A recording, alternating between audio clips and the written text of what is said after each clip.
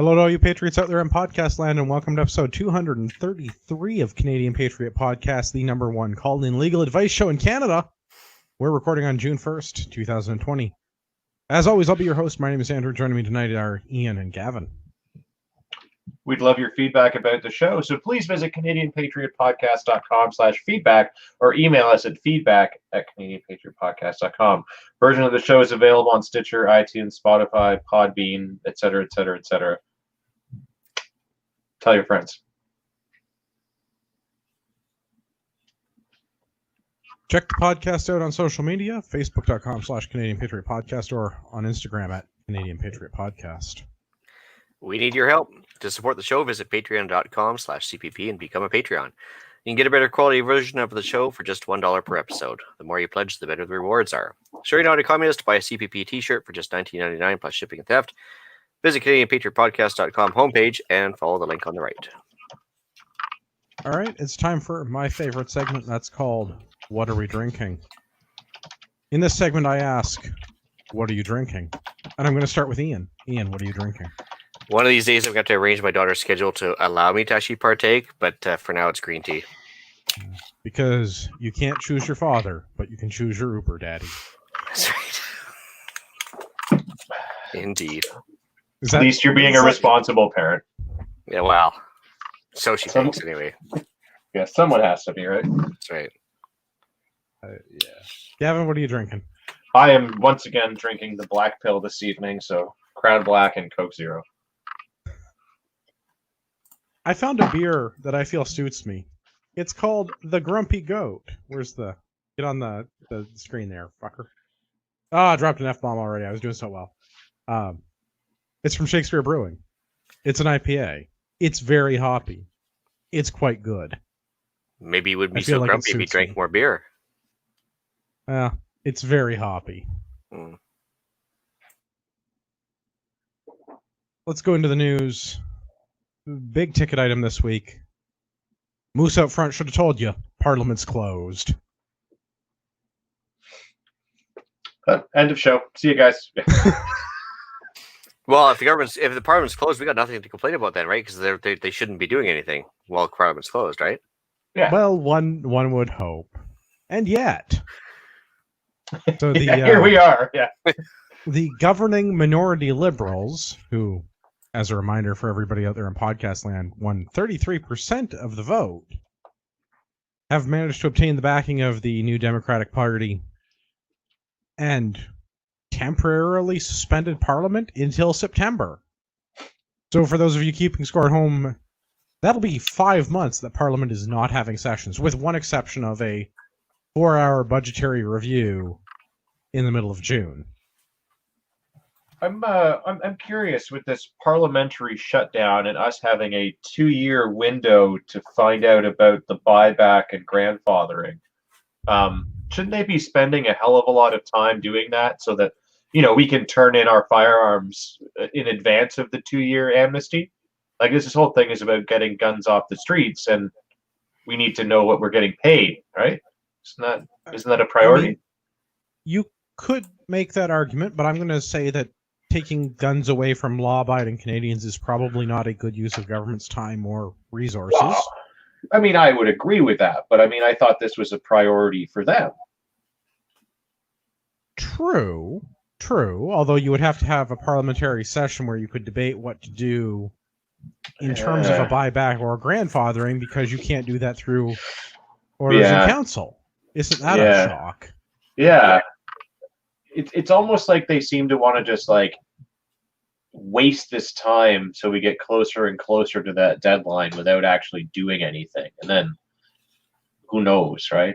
Oh, well, we tried, but I wonder, Gavin, would you care to make a prediction? Let's assume that we have no Parliament until September, and then they go back and they've managed to waste 5 months.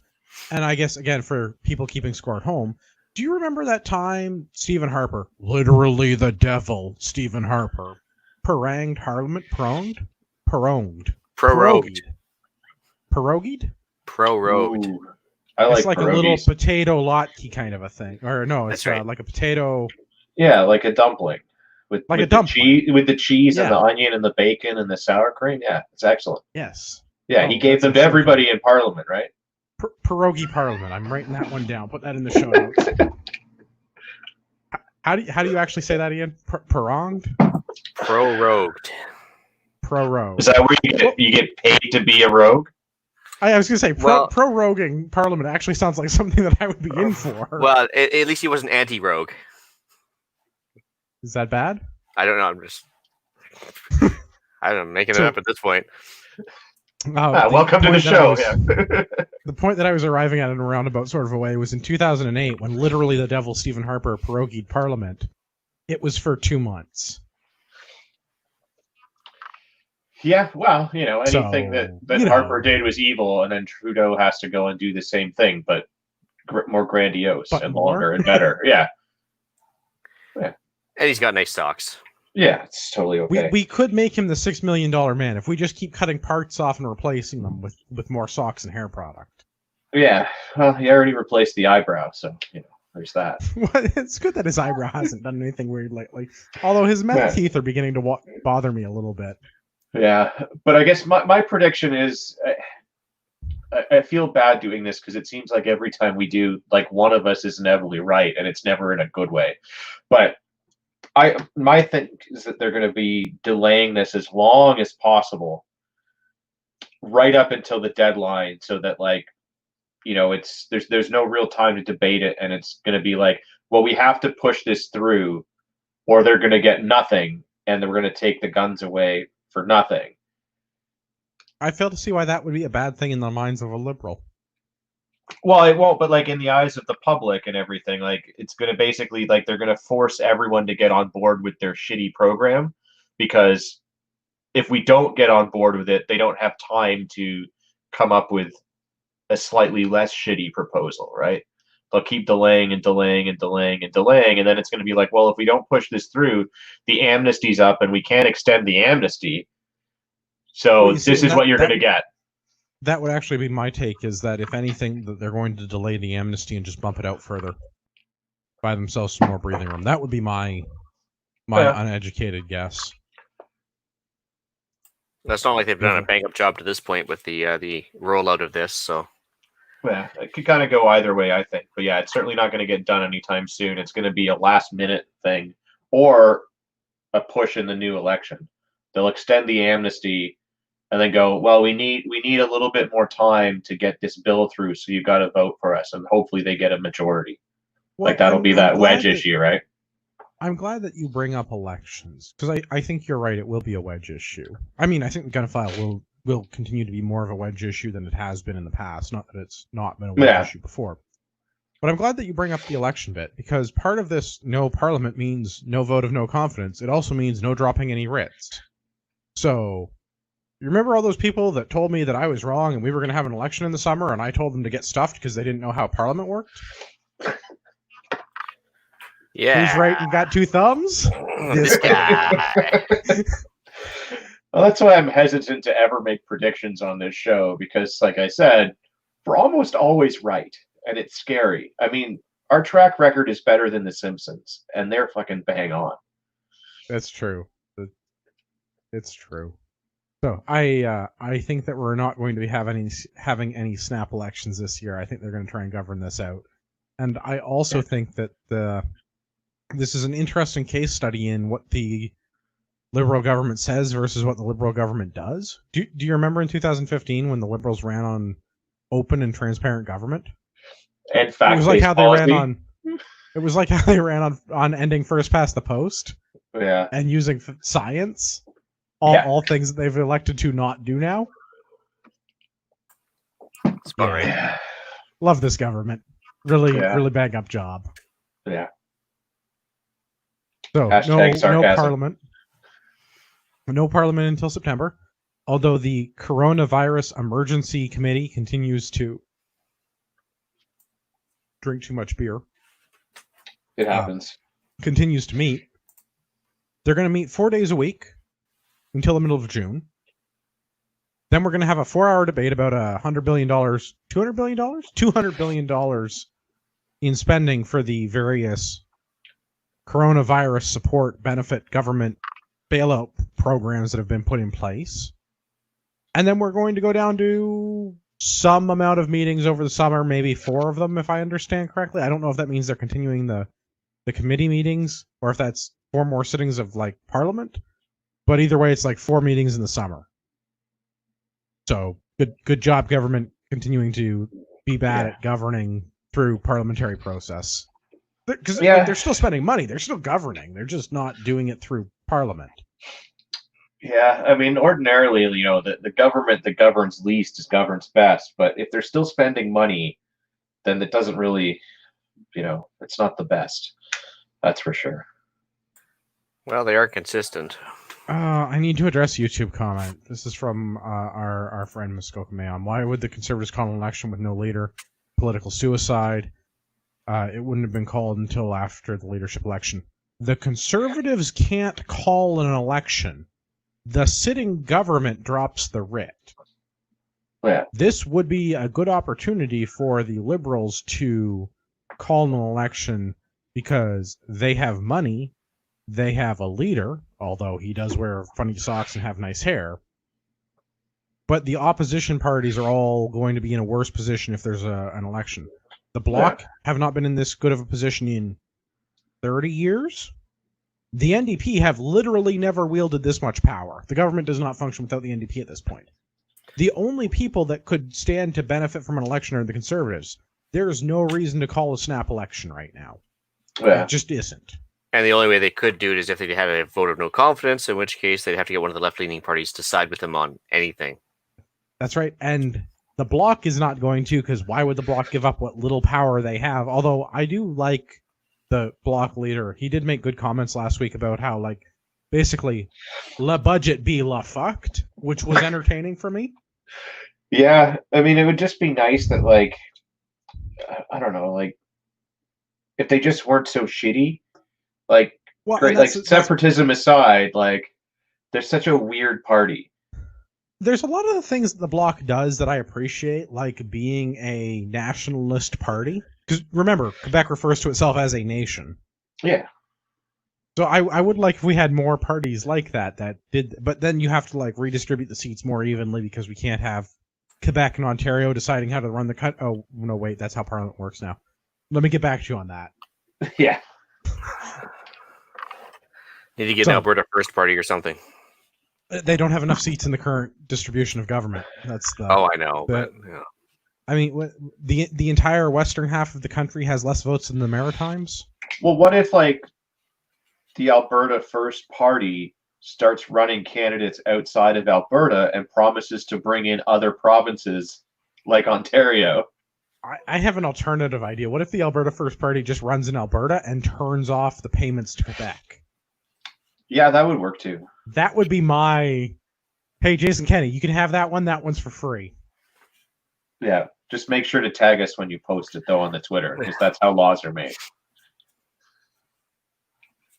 Well, at least with Bill Blair. Yeah. No, everyone now. It's across the board now. Parliament isn't sitting. Laws can't be made in Parliament. Twitter it is. Boom. No, done.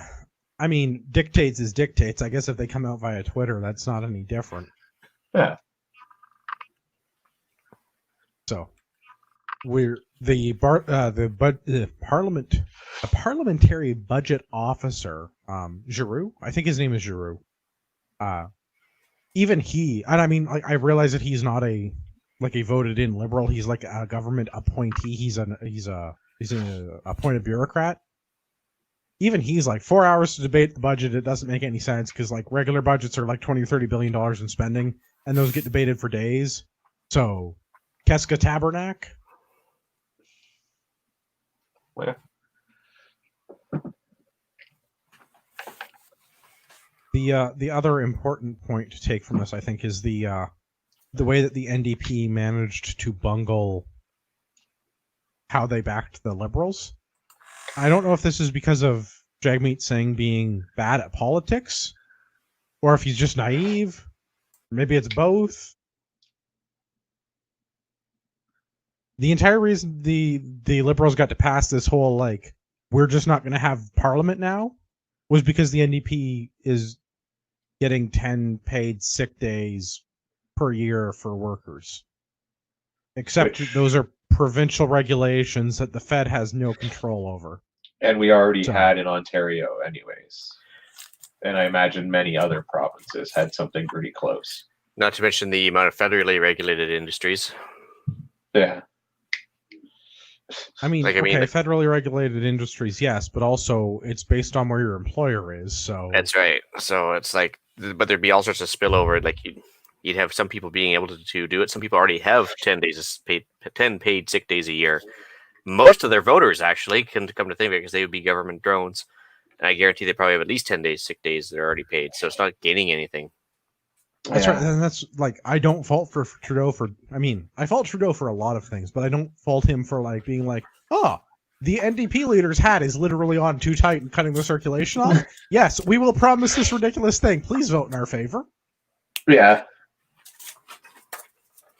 So I don't fault them for that. I think that I think that Jagmeet Singh is not a very good politician.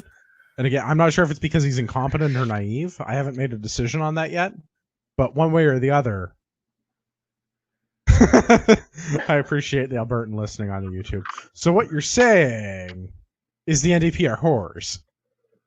Got it. And I mean, They're that's not exactly whores. what I'm saying, but that's not what I... Yeah, exactly. It's what Gavin said. It's not what I'm saying. So yeah, okay. Federally going to ask the premiers to get their provinces to do 10 days paid sick leave. Cool. Parliament shut down. Good job, everybody. Yeah. Like, I really don't know what to, like, this is not a winning argument. Ontario has this policy. Other provinces, I'm sure, have similar policies. And bottom line, it's not government dollars that make this run. It's private employers. So if I have to, as a private employer, if I have to pay people 10 days off, I'm just not doing vacation days then, because here's a big old middle finger. If you're going to get paid time off, you figure out if you're sick or on vacation. Not my problem as an employer. Yeah. Oh, you don't like 10 that? vacation Okay. days. Yeah. Use them as you see fit. Yeah. Oh, you don't like that, and you want the government mandates that it must be separate from vacation days? Good. We're just not doing paid vacation days anymore. Big old middle finger from the employer standpoint. Oh, Okay. It's sick days? Great. Bring me a doctor's note. Yep. So we can further like burden the medical system where we don't have enough doctors to see all these people. That's a good use of resources. That's great. What is that going to prove? That we don't have enough doctors to see patients? Oh, this person didn't feel well. Okay, here's your sick note. It's not like you have to show up and be like, oh yeah, I got the corona. I can't come in today. Well, just out of curiosity, though, like, so with all of this Parliament shutdown and sick days, like the MPs don't get paid when they're on like a shutdown, right? No, MPs still get paid, bro. But that can't be. I mean, if they're not working, they're essential. They're working. They're working remotely. Sure they are. Now got Sure got a thing where they can call in through like Zoom meetings. I mean, Yeah, I it's know. probably The whole not thing is actually dumb. Zoom, but like they were talking about doing virtual Parliament. The whole thing is fucking infuriating because it's like, I get it. If there's some crazy viral pandemic, we need to like figure out a way for you to work. But like, No, if they're shutting down, if they're like literally shutting it down until fucking September or whatever, like they can't do their jobs at all. So what's the fucking point of paying them? Like they should be taking pay cuts. Like they keep saying that they're for the middle class, especially like the liberals and all this nonsense. Okay, then don't get paid. You're not doing the work. You're not even like working from home at that point. You're not working at all. Don't take the money. They like to virtue signal, but like virtue signal in a way that's going to actually be effective. Like when does it benefit a politician to actually do the policy that they're pushing? They'd rather just send their thoughts and prayers about it. Oh yeah, wouldn't they? Like they're not going to give up their sweet free money. Why would they? That's not how that works. They're going to tell you to give up your sweet free money and like make sure to donate to charities. And hey, did you know your local food bank is running low on donations? You should do something about that. You personally, not them. So infuriating. I'm glad we have this show. That's why we do this. Because Yeah, I know. I talk to people that are like me, or not entirely dissimilar from me, and by that I mean white men. your racism is showing. I know, but whatever. Hey, Rick's been on the show, and we appreciate Rick. That's true. That's true. And Benny. Yeah. And one time we let women on the show. Yeah. I say that we've had a few women like sporadically throughout. Hopefully, we get more though, and more frequently. I would like to see another return of the ladies of CPP night. I found that very entertaining. Because we could get drunk and not have to do the show. Yeah, I could still do all the show prep and none of the recording. And by show prep, I mean drink. Yeah, for the comments to be great. Yeah. Yeah. Well, I think I was actually like working, but I don't know. I was going to say the live chat was more lively than it's ever been because all the guys were on the chat watching. Well, we could. I mean, I support doing that again, but yeah. I don't think the government is going to get anywhere. The government, big G, the federal government is going to get anywhere on this whole 10 days of paid sick leave thing. The premiers don't seem receptive to it. Yeah. Like, well, you know who will get behind it? Ford, because it's already done in Ontario. Yeah. Way ahead of you guys. Yeah, we got this. Probably ride those on the road to recovery. Yeah. Ontario is open for business. Except for 10 days a year. Well, that's the other thing to just take into account on this is like the actual businesses will be running this because they really only have two choices: is you either put this on the employers, or you hire more of Ian's favorite people, government drones, and you make them regulate this. That's the one exception to that is like maybe the government gives you a tax break if you implement this policy. But it's the provincial government that's going to give you that tax break, and some provinces already have this. So how do we level that playing field across the country? I don't think it can be done. Yeah. The whole thing is silly. Well, I mean, it's a Trudeau empty promise, right? Because like it's so easy for him to promise it, but then he doesn't have to do anything to back it up or make it happen. Oh yeah, no, and from a totally politics standpoint, I think it's absolutely like Jamie, we're 100% on board with 10 paid sick days for all Canadians as soon as their premiers put this into law. Yeah. Well, he got out of that awful quick, didn't he? Yeah. The other piece that I wanted to touch on with this is that it is worth noting that the federally regulated employment insurance in Canada, you only need to be sick for 7 days in order to apply for and then receive 15 weeks of EI benefits. Now, I know EI benefits is not your full wage. I know that there's a cap on it. Like I know that there's a limit on it. It's 15 weeks. It's not forever. It's not supposed to be forever. You're not supposed to go on unemployment insurance and not work anymore. That's not the point of it. We have other social safety nets for those people that cannot work. I do find it really interesting that never got touched on in any of the parliamentary. Well, I shouldn't even call them parliamentary. In any of Justin Trudeau's speeches from the cottage, Trudeau talks, if you will. It's like a TED talk, but like without the admission or where I learn anything. Exactly. Yeah, it's got a lot more ums and ahs, and there's a hell of a lot more bullshit. Yeah, definitely. But other than that, totally the same. Well, but this is part of the thing is like the NDP and now Trudeau is like, no one should have to choose between their job and paying their bills. And they're right. No one should have to do that, but we have EI. Life sucks. So if you are sick, yes, you have to be sick for a week. There's a 1 week waiting period, but go be sick and then apply for EI. Then you don't have, I mean, not that you don't have to work, but then like, in theory, you can continue to pay some of your bills for some length of time. Yeah. Yes, it doesn't replace your entire wage. I get that. But it should cover the basics because, like, it's not like you're going out and partying when you're homesick, so that should be less. I mean, okay, I get that, but also at some point, like, say you're a better than median wage earner in Canada. Say you're a $70,000 a year person instead of a $45,000. I forget what the median wage is in Canada. 45? Something like 47,000, something like that. I think it's just shy of 50,000. But somebody go intern me and tell me why I'm lying to the audience. But you you continue to pay your bills. Okay, so you're eating top ramen and you're not going out and you have to give up your booze and cigarettes. And if you had a $3 million house and you're paying $10,000 a month in mortgage payments, yeah, you're probably not making your mortgage payments. But if you're a frontline worker who is afraid of not going to work because you might die, or like making your $15 an hour. Do you remember when we used to talk on the show about how minimum wage wasn't $15 an hour? I miss that. $52,600 per year on average for the average Canadian. There we go. Median wage earner in Canada. So just over 50.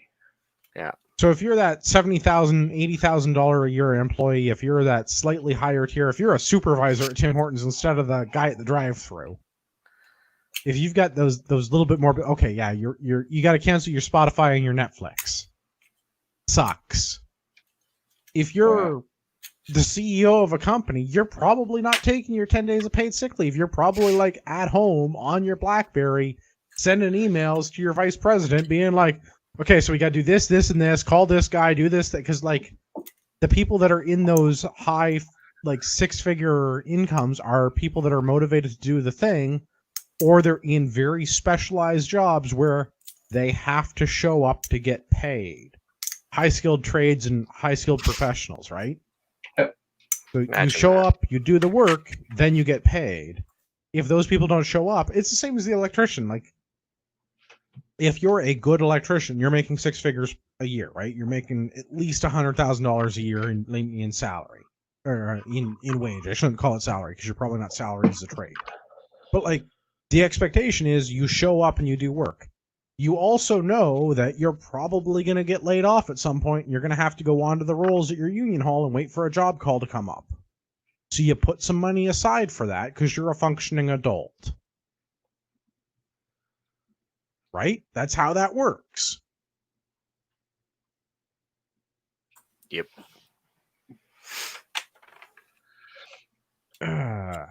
It's very infuriating to walk through all of this for people that have not gone through all the mental exercise of how this all comes about. It's just like, normal functioning adults have money set aside, but I guess the other thing to take into consideration is that, I forget what the stat is, 40% of Canadians live paycheck to paycheck, something like this. Yeah, Again, I thought it was a higher number. I know it's higher probably. in the US. I feel like our number was 40% in like 2018, but again, somebody will go and intern me and tell me I'm lying to the audience. And that's fine. I accept lying. But it's something obscene, like nearly half of Canadians live paycheck to paycheck. Yep. It's way higher than it should be. Yeah. Well, that's the thing. Is the problem is not that people are choosing between showing up to their minimum wage job and being sick or taking the time off to get better. The problem is that people are in minimum wage jobs and living paycheck to paycheck. That's the root of the issue is not that they can't take the time off because they're sick. The root of the issue is because we have spending problems as a society where everything is debt financed and everything is massively debt driven because you have to take on a $40 or $60 or $100,000 a year, $100,000 tuitions to university that you have to then pay back to OHIP or private loans so you can go and get a master's degree to end up working at Starbucks and make your $15.50 an hour plus a pound of coffee a week. Well, but only if you take like a 4-year course in basket weaving or some other thing. Like if you take something that's a little bit more costly, but in the end pays off, it's not so bad. I mean, you still need to take that loan out or a worse loan. I mean, I get what you're saying, but I know lots of professionals. So I work in engineering in a day job, right? So I work with ostensibly white-collar people who are well-educated, ostensibly. And I know lots of them that are 2 mortgages deep on their house and have 2 new cars, and they're one paycheck away from losing everything. Yeah, I mean, there's a lot of overspending on stupid things and everything else, too, that goes along with that. But, yeah. And just everything, the way that our whole system is laid out encourages you to go in debt in order to do the things that you want to do. And like, it's debt finance. So like, we'll pay it now, and then you can just pay a little bit of interest on it every month. And it's just $50 a month. It's just $500 a month. It's just $5,000 a month. It's not that big of a. Just spend a little bit more. Go on that vacation today. You deserve to go to Fiji. Yeah, you worked hard. I mean, don't worry. Like the federal budget, along with your own, will balance itself. Well, this is part of the problem. Deficits how we measure success. This is part of the problem in my mind, is we have all of these people in this debt-driven economy where it is spend, consume all the things, and then, okay, now wait for the next paycheck and pay the minimum on the credit cards, pay the minimum on the line of credit, pay the minimum on the mortgage, and it's January, it's time for a new car. Well, you just got a new car last year. Yeah, but I don't have the new car. I need to get another, like, and it's that constant debt cycle that as soon as you're like a little bit ahead. Well, I just got a promotion at work. Not only can I afford that new truck, I deserve that new truck. And it comes in rose gold now, so But that's what I mean. We have this whole like debt finance, debt driven economy where people need to have that dopamine hit from getting the latest, greatest piece of product, the greatest piece of consumerism, where I deserve that trip to Hawaii because I worked really hard. I deserve that new pickup truck because I worked really hard. And it's like, well, yes, but the bank that's charging you 19% interest is not doing anything, and you're paying them 19% interest. Yeah. Stop giving people the money who don't work hard. Right. I mean, like this applies across the spectrum, whether it's bankers or EI beneficiaries or whatever other government subsidy it is. Like, just stop giving people money that aren't working for it. Yeah, so to any of our U.S. listeners right now that are listening with all the crazy Boogaloo riots going on, now's the time to go burn down the IRS and the Fed. Just as a side note. I mean, I'm not encouraging that, but if you're going to burn down government buildings, make sure you get the offsite backups, because burning down the building and leaving the data center does not get rid of the data. Yeah, but kind of goes along with what we were saying, because a lot of your problems will go away if you do that. And then once you guys do it and it's successful, then we can figure out how to do that up here. Allegedly. That's right. Because if they can have a riot in America, we can definitely have a sister riot in Toronto. Yeah, solidarity riot. This is purely for some reason for entertainment, though. This is an entertainment show. Well, let's do another thing that's entirely for entertainment, and we're going to talk about the Queen's Cowboys, one of my favorite police forces. Those Queen Cowboys? Those Queen's Cowboys. So, this is on True North News. Yes, I know it's on True North News, but bear with me. This has not been reported in any other media that I can find, so this is the only place to read the story. And from what I can see, it's a legit story. Well, I guess, and the Rebel. But, I mean, that's primary source, because it's a Rebel journalist that was ejected, physically removed, if you will. Hans Hermann Hoppe will be proud. They physically removed him from society. I mean, except in this case, it was like the parliamentary press gallery, but like at the cottage. The reasoning doesn't make a lot of sense, though. He wouldn't show the RCMP the pictures on his phone. Well, the original reason he was going to get ejected, though, is because the Liberal press secretary didn't want him in there, and that's where the trouble started, right? Yeah. I mean, this is where, like, if you're that guy... that the Liberals don't want him there, but he has press credentials. He's a reporter from as real of a news agency as any other in this country. Well, it's more real than BuzzFeed, but I mean... but they have two journalists. That's right. But no, the thing is, the trouble started when they asked him to leave because the press secretary didn't want him there. The phone thing came up way later, and he was already asked to leave long before he refused to show what's on his phone because he basically... This is where he needs a burner phone with nothing but dick pics. Yeah, no, exactly. Or pictures of like Bill Blair shit-faced in a bar or something, yeah. Oh, no, that wouldn't happen because that's fake news. Yeah, that's right. He drinks at home. That's right. Doesn't want to hang out with the lower classes, right? Yeah, it's cheaper. Yeah, I don't know. Although I got to say this, as a member of the media, and air quotes for those of you that are listening, I totally want to be ejected from a Trudeau speech one day. That'd be amazing. Well, I guess we need to make a decision. Are we an entertainment podcast or are we journalists? Because I mean, we report at least as much real news as we do talk shit about the government. We're entertainment news, kind of like John Oliver or BuzzFeed or like Board Panda. I don't know if I want to be compared to Buzz Oliver. Buzz Oliver. Sure. Buzz Oliver, the third man on the moon. You know. Yeah. Yeah, I realize I I think mixed that a lot needs of to things be. into I think one. that needs. That's not a. It was brilliant, though.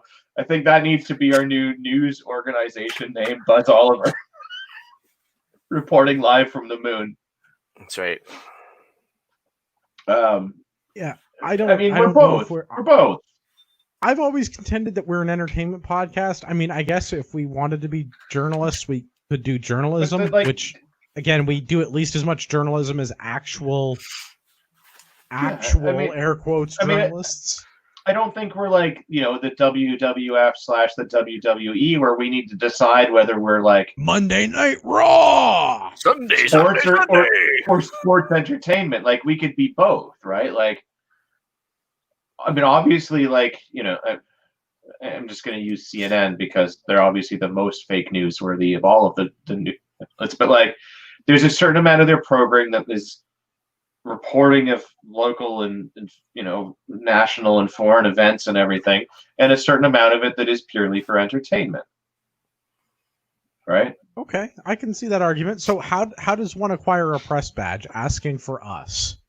Yeah, so I guess if you know how to do that, send us a message to feedback@CanadianPatriotPodcast.com so that we can attend something like officially and get ejected, because that'd be amazing.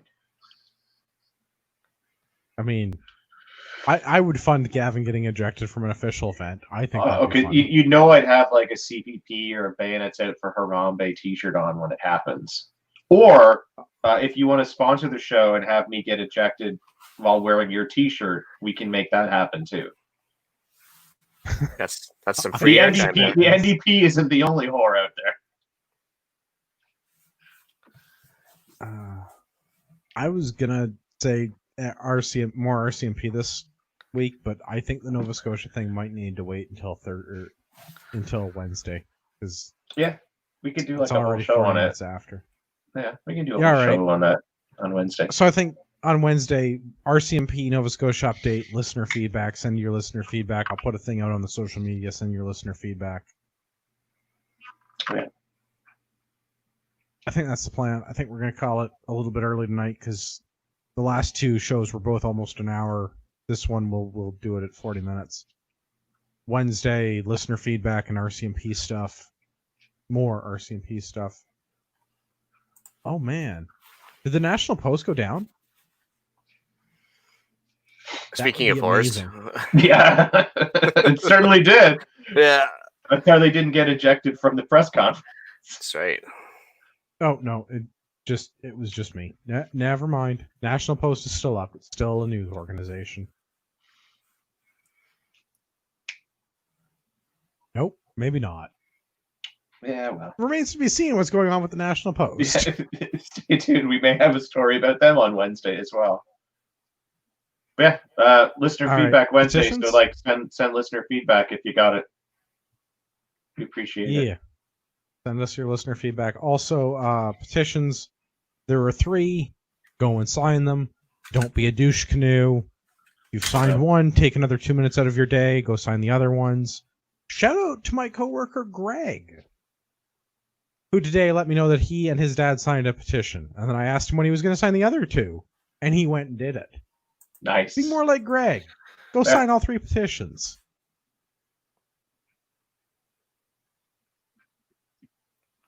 Ian, where can everybody find you on the internet?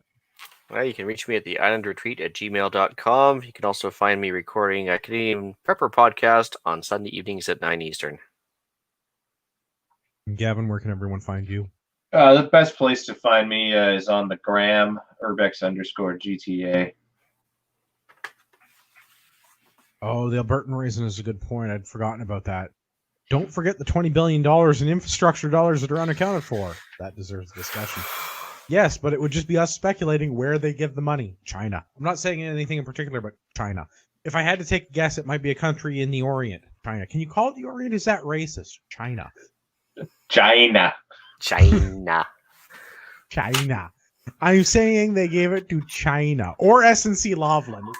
So So I realize I probably just blew out the mic because I see the levels just like I got excited. Or maybe Bombardier or Nah, S&C Laughlin, bro. Is Bombardier still a company? I don't know. A crown corporation, but They yeah.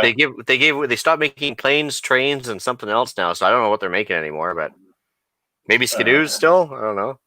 I don't know. I mean, it's like they took the Skidoo concept and were like, yeah, we could make planes. It's like a Skidoo. It just goes higher. Totally the same thing.